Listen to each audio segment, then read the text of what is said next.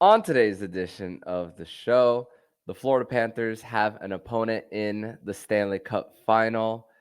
We discuss, does Matthew Tkachuk have an opportunity to be the face of the league? And we are going to discuss rest versus rust and how it actually favors the Panthers. All on today's edition of the Locked On Florida Panthers podcast. Your Locked On Panthers, your daily podcast on the Florida Panthers. Part of the Locked On Podcast Network. Your team every day.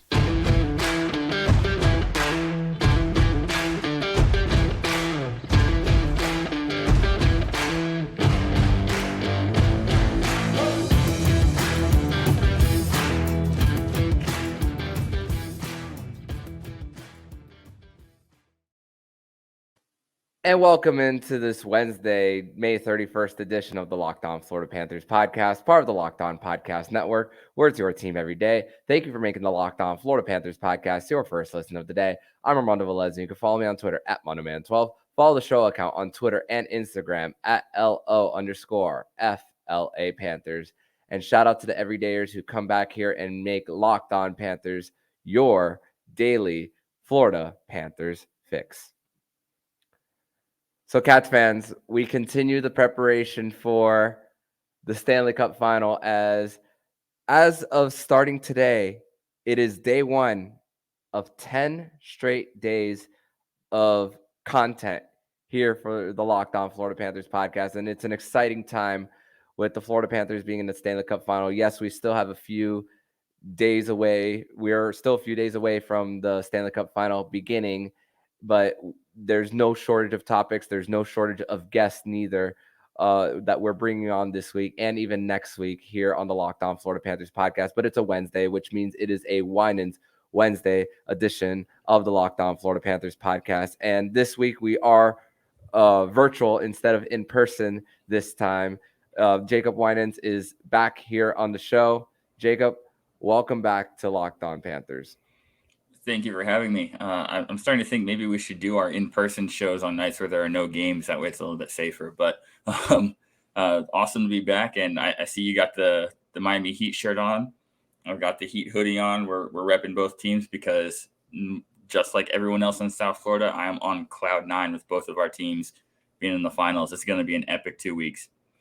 Yeah, and every single show from here on out, it's going to be a combination of Florida Panthers and Miami Heat apparel because, of course, we are all South Florida all the time supporting both teams here. But great time to be alive in this region. But and of course both the Miami Heat making the TD Garden their second home, just like the Florida Panthers, and winning a Game 7. But Jacob, let's get right into the hockey here, and we do have an opponent finally for the Stanley Cup Final. Of course, something that we expected the whole time. Once the Vegas Golden Knights went up 3-0, they, of course, Jamie Benn gets suspended for those 2 games where the Dallas Stars win both of them. And then when he comes back, the Dallas Stars get shut out 6-0 in Game 6. And, man, bottom 6 scoring for the Vegas Golden Knights was huge. I mean, there was this beautiful play on a give and go off the end boards that the Vegas Golden Knights scored on. They were winning their board battles. There was a goal where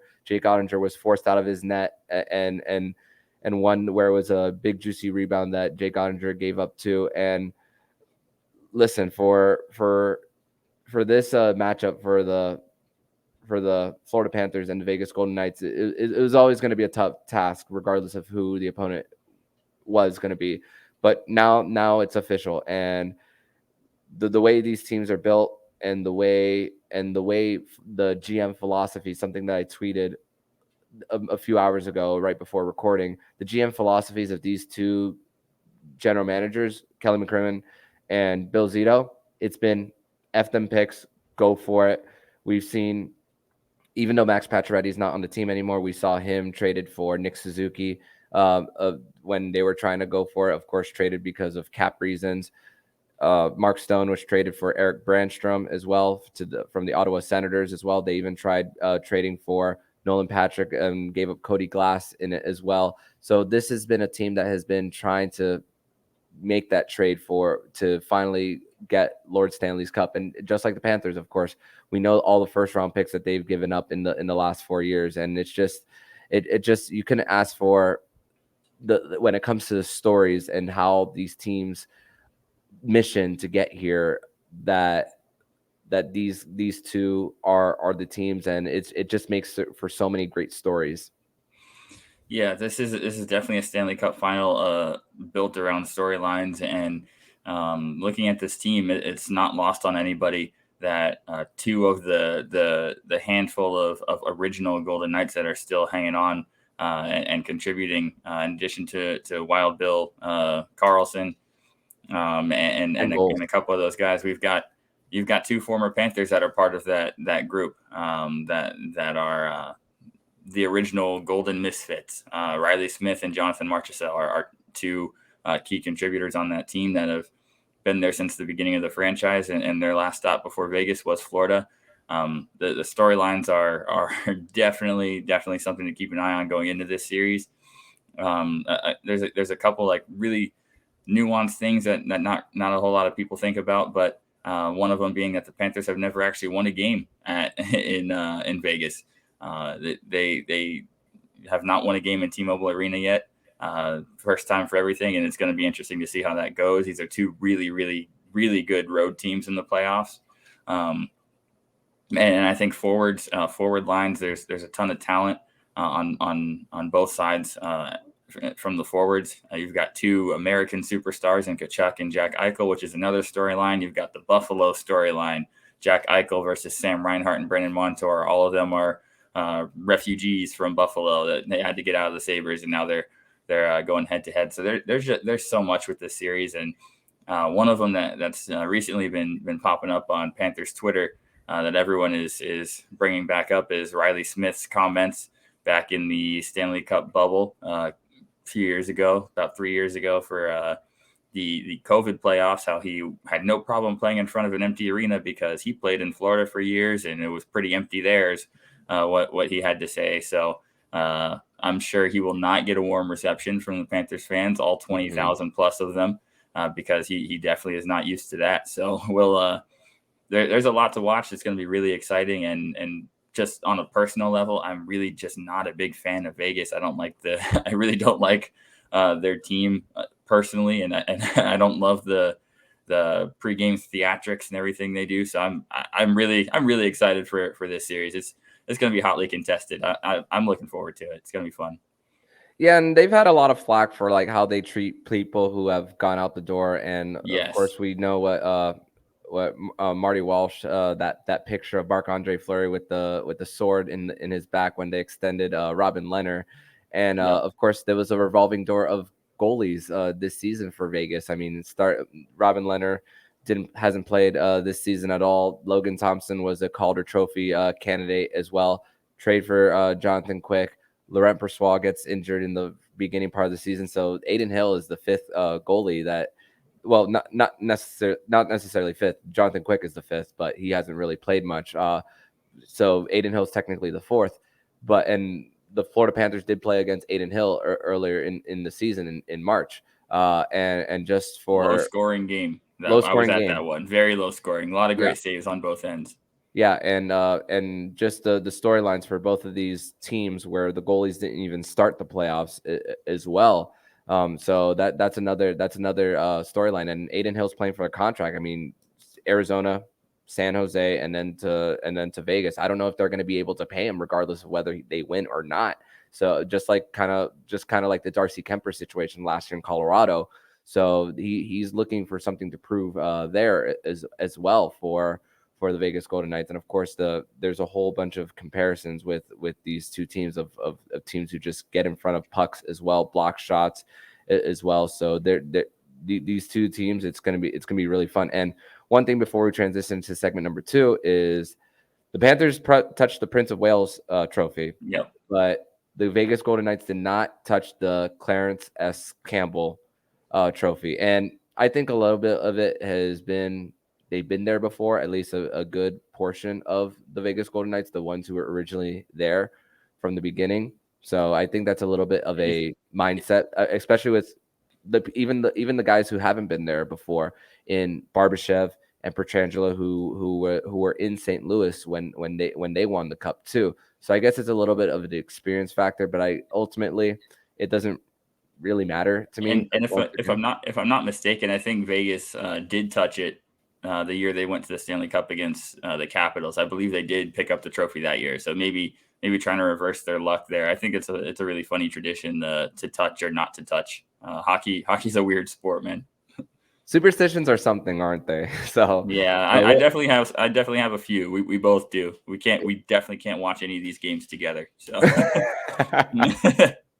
we're bad luck, that's for sure. But we're gonna transition over to segment number 2, where we're gonna discuss. We're gonna ask a question of when it comes to the Florida Panthers superstar Matthew Tkachuk, and we're gonna ask: does Matthew Tkachuk have a possibility to be the face of the league?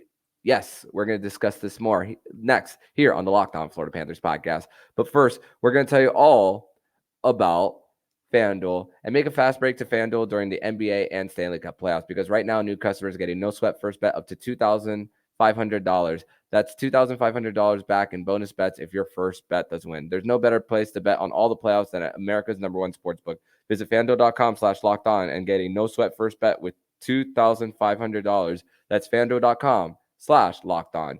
FanDuel, official sports betting partner of the Locked On Podcast Network.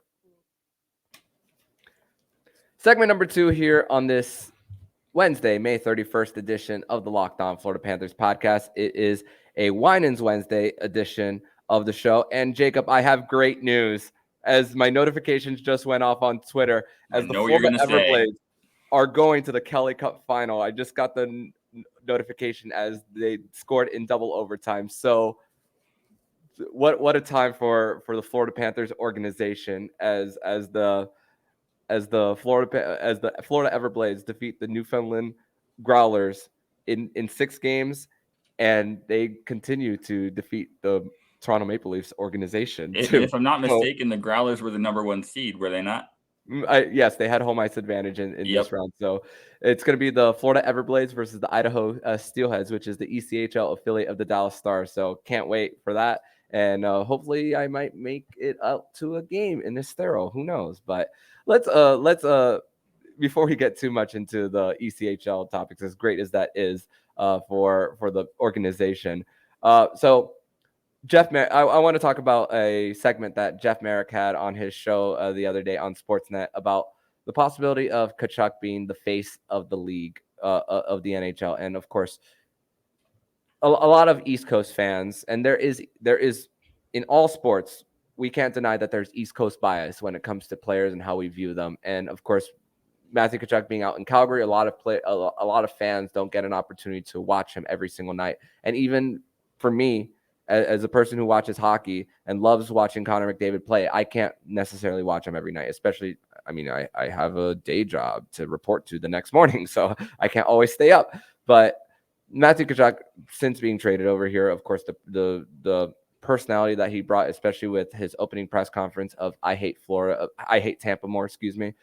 And then just the stories that Jeff Marek was telling about about Keith Tkachuk and being a good teammate, about how his father taught him, and then the sweetheart that his mother is as well. And I want to tell a little bit of a story on the air here, that during All-Star weekend, I had an opportunity after the All-Star game to go to an All-Star game after party after the fact, and very thankful for Erica Ayala of Locked On Kraken that was able to that told me about it, and that we went together to the event. And of course, Fall Out Boy played there, but I was just going randomly to get a drink of water, and lo and behold, guess who I bump into? I bump into Keith Tkachuk there, and he made the initiative to. I was just introducing myself. I didn't even tell him what my affiliation was, and that I cover his son. But he made the initiative to ask, do you want me to introduce you to Brady? And I'm like, oh, okay. And then I shook hands and we spoke for like 30 seconds. I didn't want to bother him too much. But why do I say that, Jacob? I say that because it just goes as far as speaking volumes, as far as being a welcoming person when it comes to meeting new people.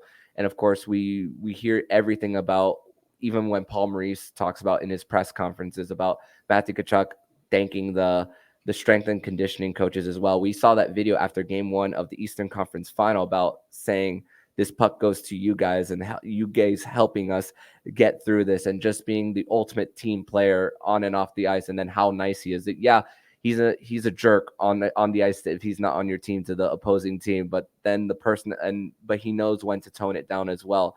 And of course, him being vocal, and of course, there is an opportunity that he could also have more of a voice in the NHLPA as well. Let's not discount that, Jacob.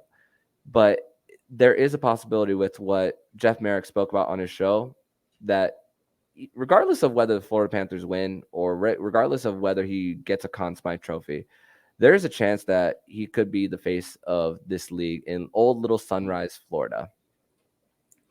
And, I don't think it's as far-fetched as some people think it is.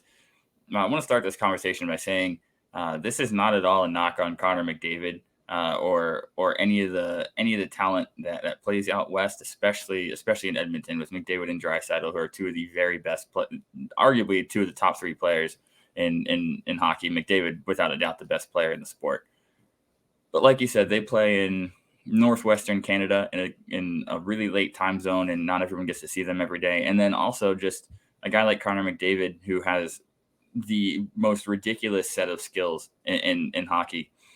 He's not exactly the most marketable guy personality wise, which not a knock on him as a player. It's just his focus is strictly hockey. He's not super outgoing. He's not super funny, like traditionally comfortable with the media, comfortable with the spotlight. That's just not who he is. Matthew Tkachuk lives for that. And in these playoffs, he has really, really ascended into that role. And I think him being traded to Florida was probably the best thing that could have happened to the NHL as far as marketing an American superstar. Coming to Florida, yes, it's Sunrise. Yes, it's not a traditional hockey market, but it's one with a ton of growth potential, which you're seeing right now as the Panthers lead the NHL in playoff attendance. They had the highest rated series in the first 3 rounds. It's such a good spot for him here, and he's really grown into the role. But then getting the playoff exposure and really putting the team on his back, the clutch goals, some really iconic goals that he's already scored in his first year here. And keep in mind, this is a guy who's just 25 years old. I mean, he's just getting started. He's not even really in his prime yet. We've got him locked in for 8 years. This is just the beginning for him. And I think he really is a marketable superstar. I mean, the way I look at it, I can't think of another player in the NHL who has the star power and the personality combined to sit on inside the NBA on TNT the other night for the Heat game and go back and forth with Shaq and Charles Barkley, Kenny Smith and Ernie Johnson. There's not a whole lot of hockey players who have that kind of personality. I mean, the closest I can think of as far as a marketable personality would be maybe PK Subban, but he was, I mean, at no point has he ever been the talent that Matthew Tkachuk has been this season. That's not a knock on PK Subban. It's just Matthew Tkachuk is out of this world right now. And I think it's only the beginning for him. As far as the marketable talents in the sport, especially on the East Coast, Austin Matthews comes to mind, but he's an extremely marketable player, but he also hasn't had the playoff success. He hasn't really proven anything yet in the league. So he's been a great goal scorer. He's had some great teams in Toronto, but the thing hanging over his head is the playoff disappointments, and that makes it tough for him to be that marketable superstar that they're looking for in the face of the league. So I think it's, and then also that's in Canada. Where Matthew Tkachuk is an American superstar. He plays right here in South Florida. I think that gives him a slight advantage over Austin Matthews where that's concerned. So we're really fortunate to have him. And I think another thing that really stands out for him is the fanfare and the storyline surrounding that trade.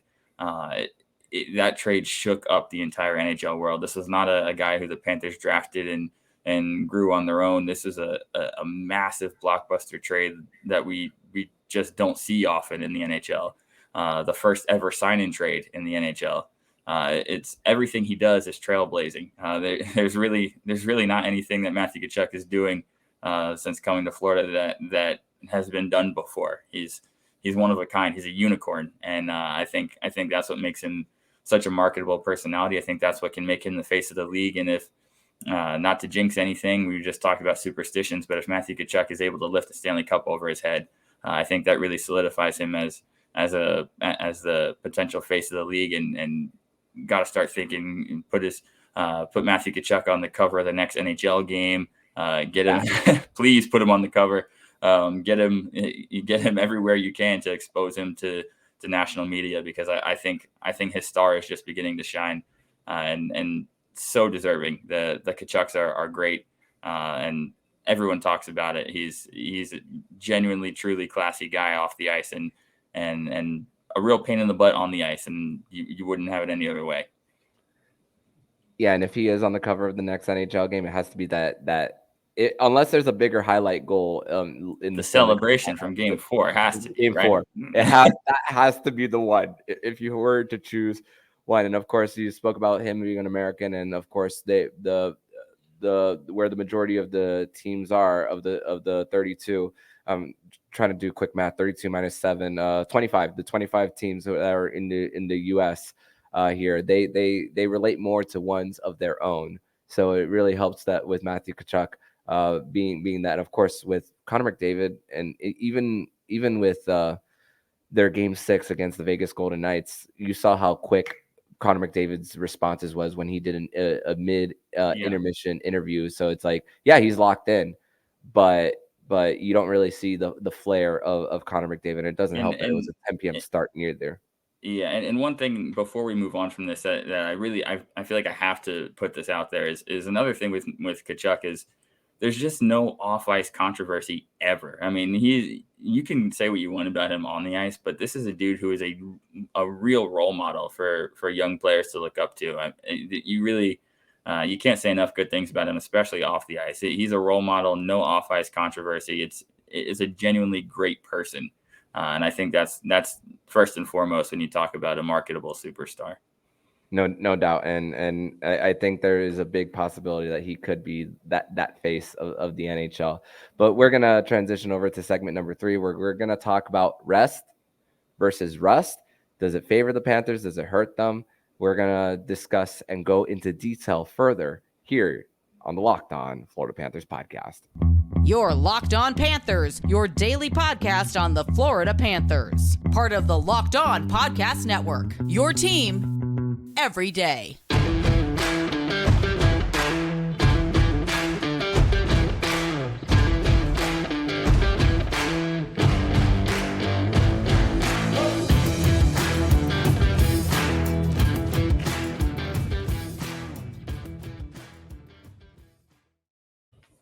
Third and final segment here on this Winans Wednesday edition of the Locked On Florida Panthers podcast. Today is May 31st. Jacob Winans is back here on the show. And Jacob, I was thinking a lot during the weekend about especially when the Dallas Stars won Game 5, and knowing that the start date for the Stanley Cup Final was going to be pushed from May 31st. We would have been previewing a game day. It had it ended in 5, but we still have to wait until Saturday, of course, for Game 1 to happen. And I knew that the Florida Panthers, when it came to extended breaks during the season, that they had played well. Of course, we spoke about all season. If you guys want to go back to episodes prior to that, the Panthers have always done well when going on extended breaks. I mean, we even saw it with Barkov and his pneumonia diagnosis even earlier in the season, sometime around November, December area. But this was a tweet that was sent out by Adam Reed at Adam Reed _ that he pointed out the 5 times that the Florida Panthers, from training camp all the way until now, that they had 5+ days off between games, and they are 5-0 and outscoring their opponents 29-11. Yes, the stakes are higher coming into the Stanley Cup Final. But I think about one thing specifically. The Vegas Golden Knights had played 17 games. The Florida Panthers had played 16 games in the playoffs. The Florida Panthers, when it comes to getting their rest, they're getting it in the latter half of the postseason. The Vegas Golden Knights, they hadn't had a sweep at all during the postseason, and their shortest series came at the early part of the series when they beat the Winnipeg Jets in 5, which game 1, they barely put any pressure on Connor Hellebuyck. They win 4 straight. In the Edmonton series, they were able to contain the Edmonton Oilers at even strength. All the Oilers were able to do was score on the power play. They couldn't get anything generated 5-on-5, and they shut out the Dallas Stars twice in their series. I mean, the Dallas Stars had 12 shots through 2 periods on Monday night. But the rest factor, it's happening for the Panthers, like I said, at the latter part. I think this is a great advantage for the Florida Panthers. And honestly, at the end of Adam Reed's tweet, it says, rest up, guys, when it comes to the Florida Panthers heading into the Stanley Cup Final. Although I wanted it to start on the 31st, with it ending in 5, of course, we're not getting that. At the same time, we saw what happened between the Leafs series and the Carolina series too. The Panthers didn't miss a beat, my friend. Yep, 100%. I agree that rest is key right now, and there's many reasons for that. One, you brought up that Vegas has played 17 games, the Panthers have played 16. Panthers have really played 17 because they did have a 4 overtime game that was an entire hockey game attached to that game. So it really does boil down to 17 games if you think about it as far as time on ice. But I think the rest benefits the Panthers for multiple reasons. One, the Panthers are not as deep. They don't have the healthy scratches that they can throw in if someone misses a game. So when a guy like Eetu Luostarinen is injured, we don't know if he would be in the lineup if there was a game tomorrow. He hasn't practiced since he took that shot off the knee in Game 4. Nick Cousins hasn't practiced since Game 4. We don't know what his status would be if there was a game for tomorrow. So the rest benefits those guys. There's been a lot of mileage on a lot of the Panthers top-end players. Brandon Montour has skated a ton in these playoffs. Almost an hour worth of hockey. Yeah, I guarantee he's not complaining about the extra rest right now, even though Paul Maurice says he's a superhuman in his fitness, which you can definitely see. But I think it benefits the Panthers more. And normally I'd say goaltender is the only position where I'm a little concerned about the time off. But the time off for Sergei Bobrovsky, I feel like doesn't affect him as much as it affects a guy like Adin Hill, who's a little bit more inexperienced. Not the playoff service time that Bobrovsky has. So I think if either goalie is going to be affected by a little bit of a break, it's more likely to be the goalie over there in Vegas for in Adin Hill, less likely to be Bobrovsky. So I feel comfortable about where we're at as far as goaltending, and that's the only position I really worry about when it comes to rest. The Panthers are going to come out firing. The forwards, the defensemen, they need this time off. Especially the style of play the Panthers have had to play the first 3 rounds. It's been full throttle, intense forecheck, relentless pressure. That's the only way you're able to beat teams that you're not supposed to beat. They've been the underdog in every series, and the only way they've been able to beat those teams is by playing with maximum effort, foot on the gas the entire way. And I think the extra rest benefits them in that regard. And I think having more rest than Vegas is huge because Vegas' style of play, not having rest when you get towards the end of the playoffs, it can really start to wear on a team like Vegas, who they lead the playoffs in block shots. They led the regular season in block shots. Their whole motto is "it hurts to win." This is a team that's really sacrificing their body on a nightly basis, taking a lot of hits, a lot of pucks. They're laying it all. They're laying it all on the line, and eventually that catches up to you. And if the Panthers have more rest than Vegas does, Vegas is having less time to recover from some of those bumps and bruises, and just the emotional and physical toll of getting this far in the playoffs. So I think advantage Panthers where rest is concerned, and I'm not too concerned about rust, because the Panthers have proven that they've been able to come out hot out of extended breaks. Yeah,